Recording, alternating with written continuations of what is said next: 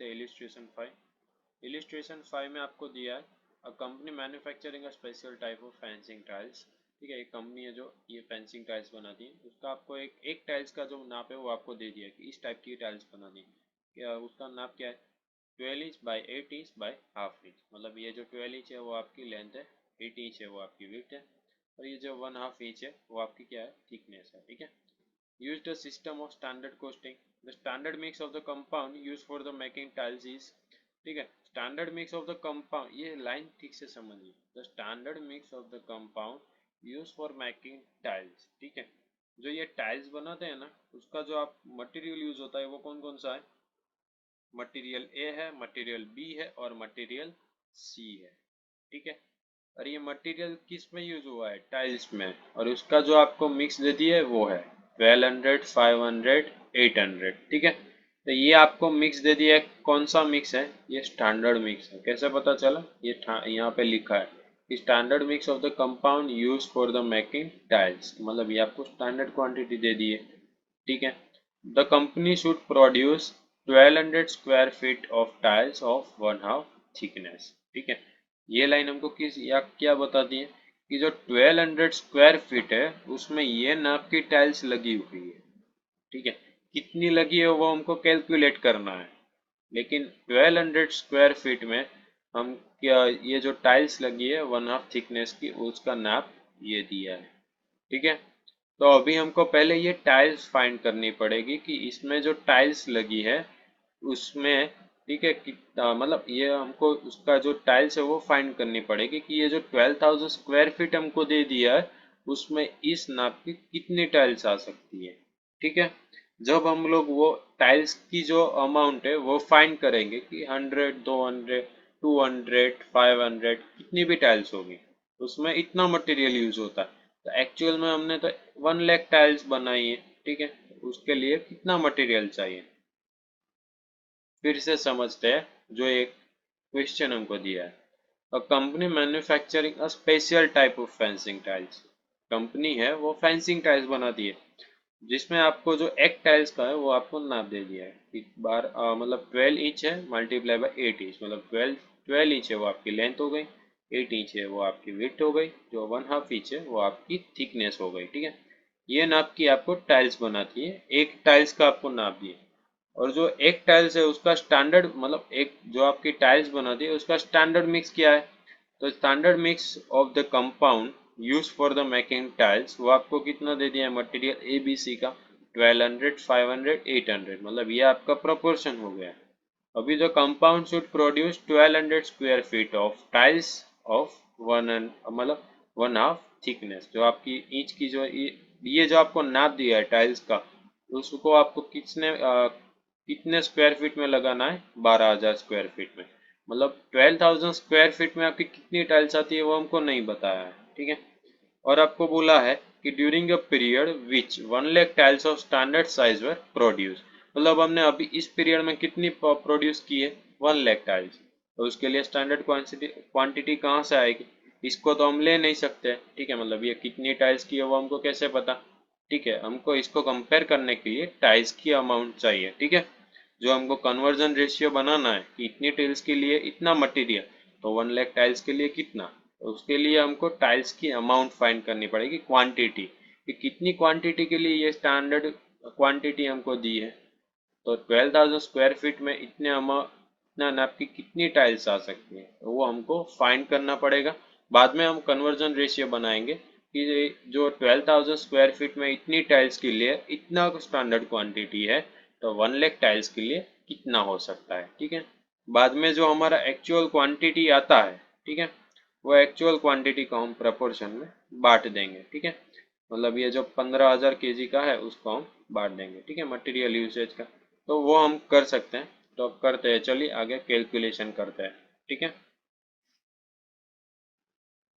तो चलिए आगे हम कैलकुलेशन देखते हैं। ठीक है? तो यहाँ पे जो मैंने कैलकुलेशन किए वो उसके हिसाब से ही किए।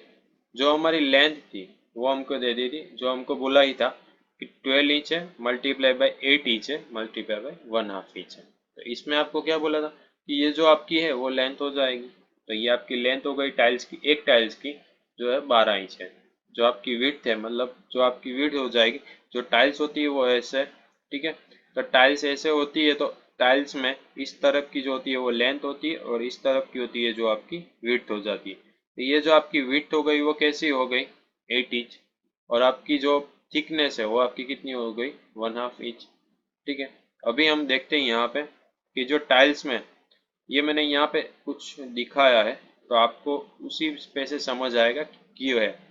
अभी यहाँ पे मैंने 3 टाइल्स ड्रॉ की है, ठीक है। 3 टाइल्स क्यों ड्रॉ की है, तो उसको हम समझते हैं। पहले तो ये जो आपको दिया है लेंथ, वो आपको इंच में दी है, ठीक है। तो हम इसको फीट में कन्वर्ट कर लेते हैं कि 12 inch is equal to 1 feet, ठीक है। ये आपका 12 इंच मतलब 1 फीट होता है, ठीक है। और यहाँ पे जो विड्थ है वो भी इंच में, मतलब 8 इंच। तो अभी हम 8 इंच को फीट में कन्वर्ट करने जाएंगे तो वो हमारा पॉइंट में आ जाएगा, ठीक है। और हमको पॉइंट में नहीं चाहिए, तो हम 8 इंच ऐसे कितनी टाइल्स करें। जो हमारी 8 इंच है वो हमारी विड्थ है, मतलब ये हमारी विड्थ हो जाएगी। ये तो हमारी 12 ही रहेगी, जो लेंथ है वो सब 12 ही रहेगी सब टाइल्स की। लेकिन हम 8 इंच को अगर अगर 8 इंच है उसको हम फीट में कन्वर्ट करने जाए तो वो हमारा पॉइंट में आंसर आ जाए, क्योंकि 12 inch is equal to 1 feet होता है, लेकिन हमारे पास तो 8 इंच ही है। अगर उसको हम 1 फीट में कन्वर्ट करने गए तो वो हमारा पॉइंट में आंसर आ जाएगा, और वो हमको चाहिए नहीं। इसलिए हम कितने 8 इंच करें तो वो हमारा जो है वो पॉइंट में आंसर नहीं आएगा, ठीक है। मतलब जो 12 इंच के मल्टीप्लाई हो, जो 12 के मल्टीप्लाई में आता हो, वैसा हम कुछ फाइंड कर सकते हैं, ठीक है। तो 12 का मल्टीप्लाई पहले तो 12 ही आ सकता है, ठीक है। 12 × 1 = 12, तो 12 इंच तो हो नहीं सकता, क्योंकि 8 और 8 तो हमारा 16 होता है, तो उसको तो हम कह नहीं सकते। तो 8 + 8 + 8 मतलब 24, तो 24 है वो 12 का मल्टीप्लाई हो सकता है, ठीक है। तो मतलब हमने 24 इंच कर लिया। अभी 8 इंच में एक टाइल्स आ सकती हो, तो 24 में कितनी टाइल्स आ जाएगी, 3 टाइल्स आ जाएगी, ठीक है। 24 में 3 टाइल्स आ गई, मतलब 12 इंच में 1 फीट, तो 24 इंच में कितने इंच हो जाएंगे, 2 फीट हो जाएंगे, ठीक है। अभी 2 फीट में हमारी, मतलब ये जो 12, जो आपकी 12 इंच था उसमें 1 फीट आया, ठीक है। क्योंकि यहाँ पे मैंने लिखा है कन्वर्जन रेशियो कि 12 इंच में 1 फीट, तो हमारा जो टोटल विड्थ है वो हमारा कितना हो गया, 24। तो 24 इंच में कितना आएगा, तो 24 इंच में 2 फीट आ जाएगा, मतलब 2 फीट यहाँ पे जो है वो 2 फीट में आपकी कितनी टाइल्स आती है, 3 टाइल्स। तो टोटल हमारे पास कितना फीट दिया था, ठीक है। जो ये टाइल्स का आपको नाप दिया था वो कितना दिया था यहाँ पे, 12,000 स्क्वायर फीट, मतलब 12,000 स्क्वायर फीट में कितनी टाइल्स आती है। तो वो यहाँ पे हो सकता है कि अगर 2 फीट है, 2 फीट में हमारी कितनी टाइल्स आई, 3 टाइल्स, ठीक है। ये जो हमारा है वो 2 फीट है, ठीक है। 24 इंच है और 2 फीट है, ठीक है। तो 2 फीट में 3 टाइल्स, तो 12,000 स्क्वायर फीट में कितनी, तो 12,000 मल्टीप्लाई बाई 3 डिवाइड बाई 2, तो टोटल टाइल्स कितनी आई, 18,000, ठीक है। तो 18,000 टाइल्स आ गई। अभी 18,000 टाइल्स के लिए कितना रॉ मटेरियल यूज हुआ था, तो 18,000 टाइल्स के लिए जो रॉ मटेरियल यूज हुआ था वो 1,200, 500 और 800, ठीक है। तो 1,200 प्लस 500 तो प्लस 800, मतलब 2,500 मटेरियल यूज हुआ था। तो 18,000 के लिए 2,500 मटेरियल, तो 1 लाख टाइल्स के लिए कितना, तो 1 लाख टाइल्स के लिए कितना आ गया, तो 1 लाख टाइल्स के लिए आ जाएगा 1 lakh multiply by 250 divide by 18,000, तो आपका टोटल रॉ मटेरियल कितना आ जाएगा, 13,888, ठीक। तो ये जो 13,888 किलोग्राम्स ऑफ रॉ मटेरियल आया, वो हमारी जो 1 लाख टाइल्स है उसके लिए स्टैंडर्ड क्वांटिटी आ गई, ठीक है। तो 1 लाख टाइल्स अगर हमको बनानी है तो उसके लिए हमको इतना kilograms of raw material use करना है, ठीक है। चलिए फिर से हम एक बार देख लेते हैं ये कैलकुलेशन। जो हमको एक टाइल्स का जो नाप दिया था वो हमको क्या दिया था, 12 inch multiply by 8 inch multiply by half inch, मतलब ये हमारी लेंथ हो गई, ये हमारी विड्थ हो गई, और ये हमारा थिकनेस हो गया है। अभी हमको लेंथ हमको दी है 12 इंच, मतलब जो हमारी ये 12 इंच है वही रहेगी, ठीक है। आप कितनी भी टाइल्स ऐसे लाइन में लगा लो, सबकी लेंथ कितनी रहेगी, 12 इंच, ठीक है। तो 12 inch is equal to 1 feet, मतलब ये हमारा 1 फीट ही रहेगा सब, ठीक है। तो हमको अगर 12 को फीट में कन्वर्ट करना है तो हम 12 इंच को कन्वर्ट कर सकते हैं। भाई हमको 8 इंच को फीट में कन्वर्ट करना है तो हम 1 फीट में कन्वर्ट नहीं कर सकते। तो अगर हमको 8 इंच को फीट में कन्वर्ट करना है तो हम 8 इंच को कितना मल्टीप्लाई करें तो हम उसको 1 फीट में कन्वर्ट कर सकते हैं। तो 8 इंच को अगर हम 3 बार मल्टीप्लाई करें, मतलब उसको 3 बार प्लस करें, सॉरी, ठीक है, अगर हम 8 को 3 बार प्लस करते हैं, ठीक है, मतलब हम उसको कितना 12 का मल्टीप्लाई बनाए कि जो हमारा फीट में कन्वर्ट हो सके, ठीक है। तो 12 वन जा 1, तो 8 को हम 12 पे नहीं ला सकते हैं, ठीक है, क्योंकि यहाँ पे हमको 80 लेना है, क्योंकि हमारी विड्थ कितनी है, 80 है, सब टाइल्स की 80 होगी, तो हमको 80 लेना है। तो अगर हम 8 का कितनी बार प्लस करें तो वो 12 का मल्टीप्लाई हो सकता है। तो अगर हम करें तो 8 plus 8 plus 8 is equal to 24 inch, ठीक है। तो 24 इंच है वो हमारा 12 से है वो डिवाइड हो सकता है, ठीक है, मतलब 12 टू जा 4 24। तो अगर हम 24 इंच करते हैं, मतलब 3 बार हम 8 को प्लस कर देते हैं तो 24 इंच हो जाएगा, तो वो 12 से डिवाइड हो सकता है और हमारा फीट भी पॉइंट में नहीं आएगा। तो अगर हम 12 इंच में 1 फीट होता है तो 24 इंच में कितना हो जाएगा, तो वो हमारा 2 फीट हो जाएगा। और यहाँ पे 8 इंच में एक टाइल्स आ गई, दूसरे 12 बाई 8 में हमारी दूसरी टाइल्स आ गई, 12 बाई 8 में हमारी तीसरी टाइल्स हो गई, क्योंकि हमने यहाँ पे 8 को 3 बार किया है, तो 8 को 3 बार। अभी यहाँ पे समझ लीजिए कि आपका यहाँ पे ऐसा जो यहाँ पे 12 इंच है, ठीक है, यहाँ पे 12 की जगह पे कुछ और होता तो आपको 8 को उतनी बारी प्लस करना होता कि जिससे आपका पॉइंट, ये आपका पॉइंट में ना आए फीट को, ठीक है। तो यहाँ पे हमको 12 दिया था, इसके लिए हम 12 के मल्टीप्लिकेशन में गए, ठीक है। तो वैसे ही हम जा सकते हैं। तो यहाँ पे 12 टू जा 24, मतलब 24 है वो हम 12 के मल्टीप्लाई में आता है, उसको 24 को आप 12 से डिवाइड कर सकते हो, तो आपका कितना आ जाएगा 2 फीट, मतलब 2 फीट में आपकी 3 टाइल्स आ सकती है, ठीक है। तो 2 फीट में 3 टाइल्स, तो आपको यहाँ पे कितना फीट दिया था, 12,000 स्क्वायर फीट। तो 12,000 स्क्वायर फीट में कितनी टाइल्स आएगी, 12,000 स्क्वायर फीट में आपकी आएगी 18,000 टाइल्स, ठीक है। अभी 18,000 टाइल्स के लिए आपका रॉ मटेरियल कितना यूज हुआ था, तो आपका रॉ मटेरियल यूज हुआ था, आपको जो मिक्स स्टैंडर्ड मिक्स दिया है वो आपका 1200, 500 और 800, मतलब जो आपकी 18,000 टाइल्स है उसके लिए इतना रॉ मटेरियल यूज हुआ है, तो आपकी एक्चुअल में कितनी टाइल्स बनाई है तो उसके लिए कितना रॉ मटेरियल यूज होना चाहिए, ठीक है। ये आप क्वेश्चन को फिर से एक बार समझ लेना कि आपको जो 12,000 स्क्वायर फीट दिया था उसके लिए आपने 18,000 टाइल्स बनाई थी, तो 18,000 टाइल्स के लिए आपने इतना रॉ मटेरियल यूज किया था। तो अभी आपने 1 लाख, जो आपने 1 लाख टाइल्स बनाई, मतलब 1 लाख टाइल्स बनाई है, तो उसके लिए कितना मटेरियल यूज होना चाहिए, ये सब हम लोग स्टैंडर्ड क्वांटिटी की ही जो कैलकुलेशन कर रहे हैं, ठीक है। जो 18,000 टाइल्स के लिए आपका स्टैंडर्ड क्वांटिटी वो 2,500 थी, तो 1 लाख जो आपकी टाइल्स है उसके लिए आपकी स्टैंडर्ड क्वांटिटी कितनी होगी, तो उसके लिए आपकी स्टैंडर्ड क्वांटिटी कितनी होगी, 13,888 फॉर 1 लाख टाइल्स, ठीक है। तो जो ये आपकी 1 लाख टाइल्स है वो हमारी स्टैंडर्ड क्वांटिटी आ गई। बाद में उसको हम स्टैंडर्ड मिक्स हमको दे दिया है, उसमें हम बांट देंगे। जो हमारा स्टैंडर्ड मिक्स है वो 1200 है, 500 है और 800 है, तो इनको प्लस करके हमको बांट देना है, ठीक है, 13,888 को।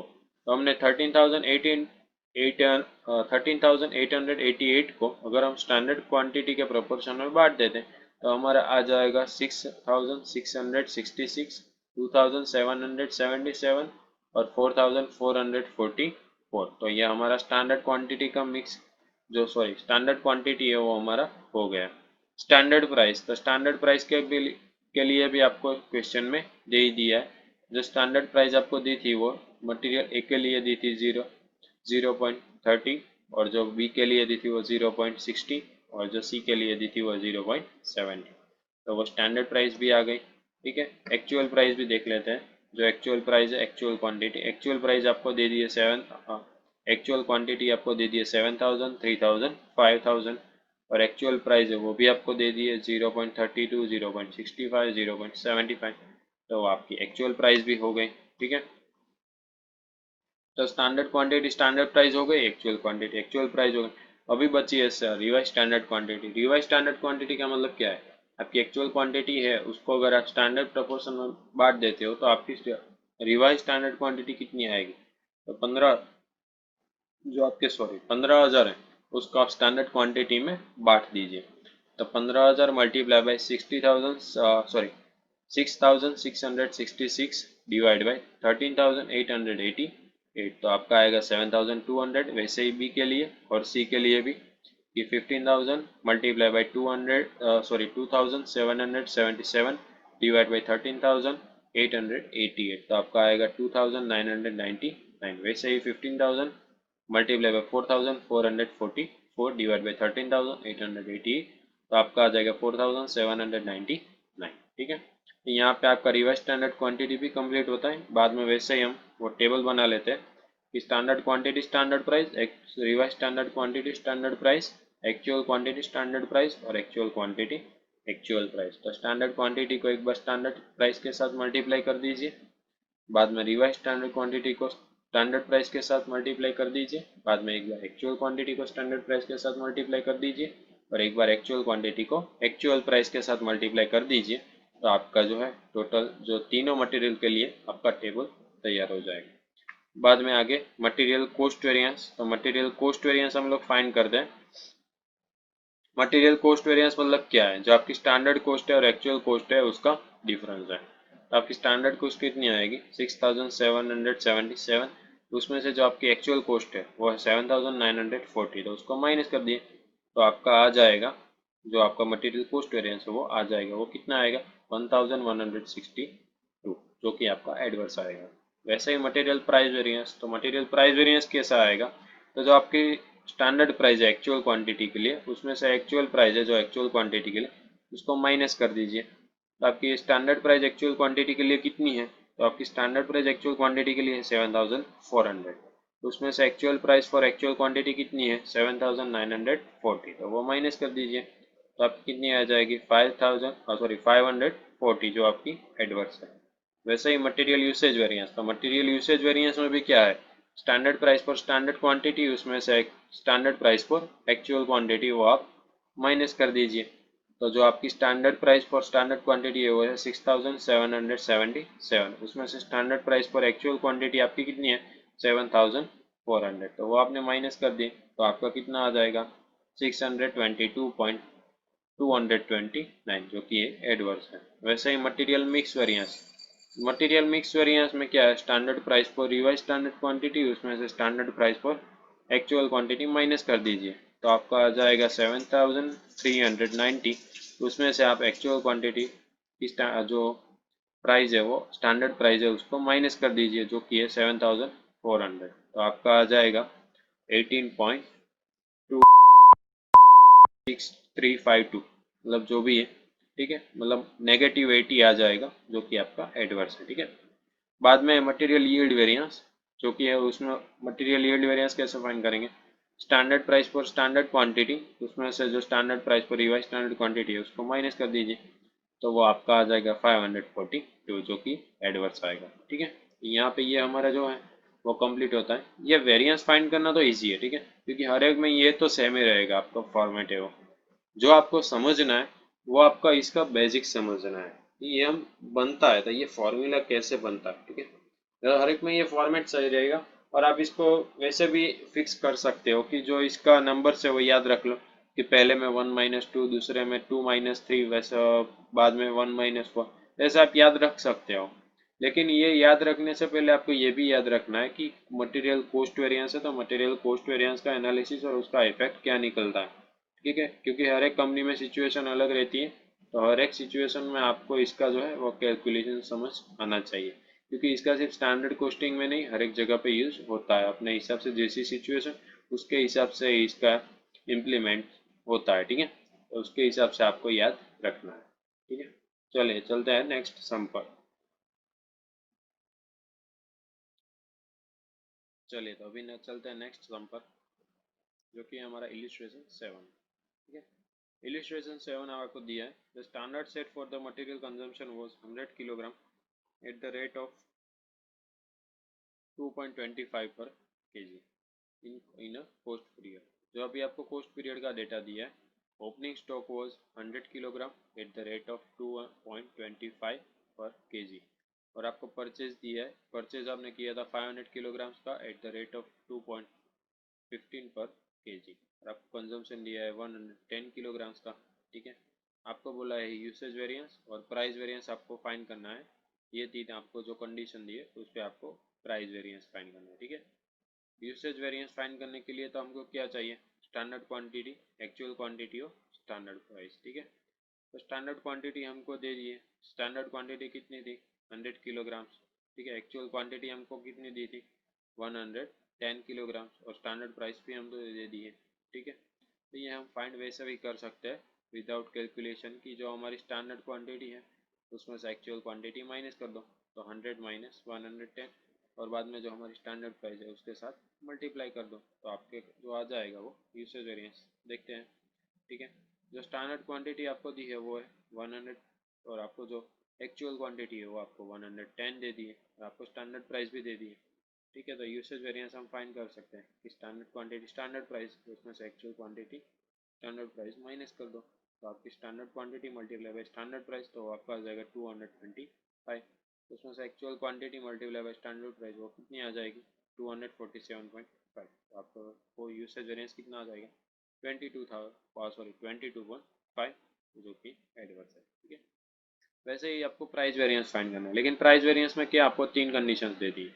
Eight the point of purchase, जब आप परचेस करते हो तो तब आपका प्राइस वेरिएंस कितना आएगा। ठीक है, तो वो आपको फाइंड करना है। तो प्राइस वेरिएंस में क्या आएगा कि एक्चुअल क्वांटिटी है जो आपकी कितनी है, एक्चुअल क्वांटिटी आपने कितनी यूज़ की है। ठीक है, eight the point of purchase, बाद में उसको आपको परचेस करना था 2.25 में, लेकिन आपने यूज़ किया है 2.15 में, तो जो आपका वेरिएंस आएगा वो आपका आ जाएगा प्राइस वेरिएंस। बाद में वैसे ही है, when variance is calculated at the point of FIFO। FIFO मतलब क्या है, FIFO मतलब ये है कि फर्स्ट इन फर्स्ट आउट। ठीक है, जो मटेरियल का वैल्यूएशन में है कि FIFO मतलब फर्स्ट इन फर्स्ट आउट, मतलब जो पहले आया वो पहले गए। तो 110 कंज्यूम किया है, तो 110 है, अगर हम FIFO यूज करते हैं तो 110 में हम पहले कौन सा लेंगे। ठीक है, तो जो हमारे पास पहले पड़ा होगा वही लेंगे। ठीक है, तो जो हमारे पास पहले पड़ा है वो हमारा क्या पड़ा था 100, तो हम 100 को ले लेंगे। ठीक है, और LIFO में क्या रहेगा last in first out. Last in first out मतलब जो लास्ट आया वो पहले जाएगा, मतलब हमारे पास लास्ट कौन सा आया था 500, मतलब हमने परचेस बाद में ही किया होगा ओपनिंग स्टॉक के बाद, जो हमारा लास्ट आया उसको पहले लेंगे। ठीक है, तो वैसे ही हमको इसमें वैल्यूएशन करना है। देखते हैं तो प्राइस वेरिएंस कैसे, when the variance is calculated at the point of purchase, तो उसमें भी हमारा जो डिटेल है वो तो यही रहेगा, standard quantity standard price, actual quantity actual price. ठीक है, तो when at the rate point of purchase material price variance is equal to actual quantity standard price minus actual quantity actual price. ठीक है, तो हमारा at the point of purchase, तो जो हमारी परचेज प्राइस का जो रेट है वो हमारा कितना था, परचेज का रेट था 2.15। ठीक है, तो यहाँ पे भी हमारा जो रेट है वो भी यही रहेगा 2.15, जो एक्चुअल प्राइस है उसके लिए कितना रहेगा 2.15, तो 110 मल्टीप्लाई बाई 2.25, उसमें से जो एक्चुअल प्राइस है वो 2.15। ठीक है, स्टैंडर्ड प्राइस तो वही रहेगी, एक्चुअल प्राइस है वो इस कंडीशन के हिसाब से चेंज होती रहेगी। ठीक है, परचेज है तो हमको यहाँ पे परचेज का रेट लेना है, और अभी हमको फीफो बोला है तो फीफो के हिसाब से चेंज होगा। ठीक है, तो यहाँ देखते हैं फीफो में कैसे चेंज होता है। जो फीफो में आपको बोला था कि फीफो में मैंने आपको पहले भी बोला कि फीफो मतलब फर्स्ट इन फर्स्ट आउट। ठीक है, अभी हमने कंज्यूम किया है 110 किलोग्राम्स। 110 मतलब आपको क्या करना है, पहले आप ओपनिंग स्टॉक में देखिए, क्योंकि आपको फर्स्ट इन फर्स्ट आउट लेना है, मतलब आपका ओपनिंग स्टॉक पहले आया, तो ओपनिंग स्टॉक का जब तक आपका फिनिश नहीं होता तब तक आप परचेस का यूज़ नहीं करोगे। ठीक है, तो आपका ओपनिंग स्टॉक कितना पड़ा था आपके पास, तो ओपनिंग स्टॉक पड़ा था 100, तो 100 तक आप ओपनिंग स्टॉक का वैल्यूएशन कीजिए। बाद में जो आपका 10 किलोग्राम्स कम पड़ रहा है कंजम्पशन के लिए, तो 10 किलोग्राम्स आप परचेज में से ले लीजिए, तो 10 किलोग्राम्स के लिए आप 2.15 की वैल्यू लीजिए, तो जो 100 किलोग्राम आपने ओपनिंग स्टॉक में से यूज़ किया उसकी आप वैल्यू कितनी लीजिए 2.25। ठीक है, तो यहाँ पे फीफो बेसिस में आपको वही करना है कि 110 आपको कंज्यूम करना था, तो उसके लिए आपको एक्चुअल प्राइस कौन सी लेनी है, तो 100 तक आपको ओपनिंग स्टॉक की वैल्यू लेनी है, और आपको 10 किलोग्राम से उसके लिए कौन सी वैल्यू लेनी है जो आपने परचेस किया है उसकी, और स्टैंडर्ड प्राइस तो आपकी वही रहेगी। बाद में इन तीनों को जो आपकी कैलकुलेशन है उसके हिसाब से आपका कितना आएगा मटेरियल प्राइस वेरिएंस, 1 रुपीज़ का, जो कि आपका आएगा फेवरेबल। ठीक है, बाद में देखते हैं लिफो बेसिस पे। लिफो बेसिस मतलब क्या है, जो लास्ट इन फर्स्ट आउट। तो आपका ओपनिंग स्टॉक बाद में गिना जाएगा, मतलब परचेज आपका लास्ट आया है, ठीक है, और ओपनिंग स्टॉक पहले आया, तो आपका लास्ट कौन सा आया, आपका जो परचेज है वो आया। ठीक है, तो जो पहले आया मतलब जो लास्ट में आया है उसको पहले यूज करना है। ठीक है, लास्ट इन फर्स्ट आउट मतलब आपका जो परचेज हुआ है पहले उसको फिनिश कीजिए, बाद में ओपनिंग स्टॉक को टच कीजिए। ठीक है, तो यहाँ पे आपको 110 कंज्यूम करना है, तो पहले आप परचेज तो आपने 500 का किया था, मतलब आपको उसमें से 110 कंज्यूम करना पड़ेगा। जब 500 फिनिश हो जाएगा तब आप ओपनिंग स्टॉक को टच कीजिए। तो यहाँ पे आपका 110 मल्टीप्लाई बाय जो आपका परचेज का रेट था 2.15, तो 2.15 को यूज़ कीजिए। ठीक है, तो यहाँ पे हमारा जो मटेरियल प्राइस वेरिएंस है वो भी 11 में आएगा, क्योंकि यहाँ पे हमको परचेज का ही वैल्यूएशन लेना पड़ेगा, क्योंकि हम परचेज में से यूज़ करेंगे। तो यहाँ पे सब आपका मटेरियल वेरिएंस के सम फिनिश होते हैं। इसके बाद जो लेबर कॉस्टिंग है वो आपको नेक्स्ट लेक्चर में मिलेगा। ठीक है।